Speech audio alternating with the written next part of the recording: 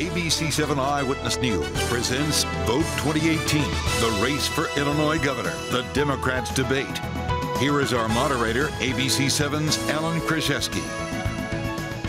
Well, good evening to you and welcome to the debate between the Democratic candidates for Illinois governor. Tonight's debate is being held in conjunction with the League of Women Voters of Illinois and, of course, Univision Chicago as well. This debate is being distributed statewide. We have a cooperative effort with the Illinois Broadcasters Association, so thanks to all of you who are watching and checking in.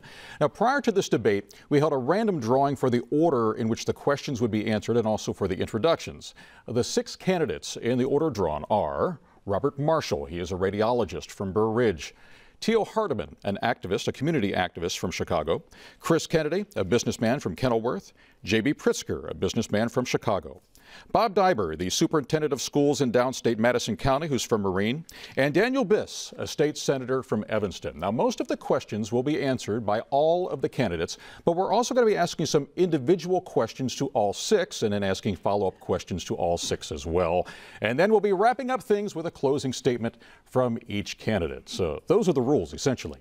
And joining me this evening to ask questions tonight, ABC7 political reporter Craig Wall and Univision Chicago news anchor Erica Maldonado. Thanks to both of you for joining us tonight as well. Now, based upon the previously drawn order, Dr. Marshall, you will be leading off answering the first question, which comes from Craig Wall. Well, Dr. Marshall, with all the rancor in this race, all the negative ads, all the general animosity that seems to exist between Republicans and Democrats because of a lot of philosophical differences, how would you restore civility to Springfield so that the voters aren't turned off and just stay home on Election Day? Well, thank you very much. My name is Robert Marshall. I'm a physician, and many people are seeing me for the first time. This is unfortunate. When you're an anti-establishment candidate like me, you don't get a lot of the coverage that the others do. I hope you evaluate me the same way you do the others. Now, I believe I would solve this problem of the rancor and everything because my basic philosophy is more of a middle-of-the-road philosophy. The Democratic Party has gone drastically to the left in the past year. And all of these candidates here are far on the left side. And I think my stance in the middle will help this problem of all this division and rancor. Mr. Hardiman. Same question. Same question. Yeah, first and foremost, in the introduction, I'm more than a community activist. I'm a community leader, a president of a non-for-profit organization, and I'm an adjunct professor as well. I just want to put that out there. Now, as far as the negativity, it does not bother me. 35% of the voters in Illinois are undecided. That means that all of us can be the front runner that's standing up here right now. And our plan is to go out here and make sure we help people make their minds up to vote for Teal Hardiman and Patricia Avery.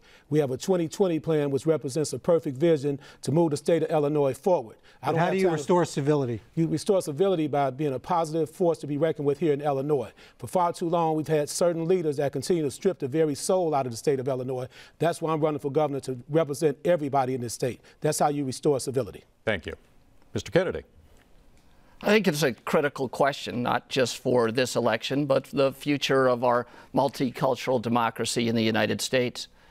I'm the 8th of 11 children. I'm a middle child. I know how to get along with others. I'm a Democrat, but I'm a Kennedy Democrat, a Ted Kennedy Democrat, because Ted Kennedy was the most important man in my life growing up. He never took politics personally. He worked hard. He was one of the most progressive members of the United States Senate, but he always worked hard to have friends in the other party and throughout the entire spectrum of the Democratic Party. He worked at it day in and day out, and I think I'll do the same thing as governor of the state of Illinois. Thank you, Mr. Kennedy. Mr. Pritzker. Well, I've worked hard throughout this campaign to fight for the issues so important to working families, as I have done during the course of my life. My parents taught me to fight for social and economic justice, for equality and inclusion. And so you'll find in my history getting big things done, like creating 1871, which has created thousands and thousands of jobs, and helping 230,000 kids get school breakfast in low-income school districts across the state, and spending 20 years fighting for early childhood education. Those are all things that required me to bring people together around a common purpose, to provide vision and leadership, and then work together to get those things done. Thank you, Mr. Pritzker. Mr. Diber. Well, my candidacy has brought great hope to all of Illinois because I'm the only candidate in 20 years from downstate that has run for governor.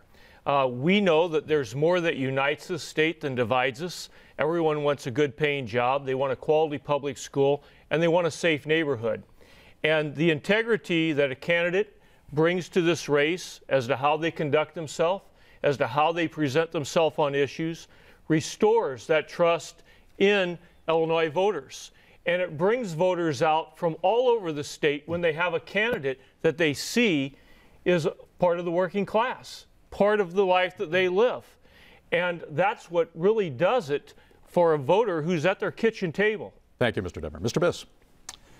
You know, I'm proud of the time I've spent in Springfield as a state legislator, passing almost 90 bills into law, building coalitions that, frankly, a lot of people thought couldn't get built, putting together Democrats and sometimes Republicans to pass progressive priorities and change laws to change people's lives. And I plan to continue doing that work throughout the course of the general election and as governor, bringing people together in support of progressive values. And if we want people to turn out in this election, we need to give them something to turn out for. People across the state see a system that's been taken over by the wealthy, taken over by people who want to buy elections instead of earn votes. It's time for a middle-class progressive to excite the Democratic base. Thank you, Mr. Biss.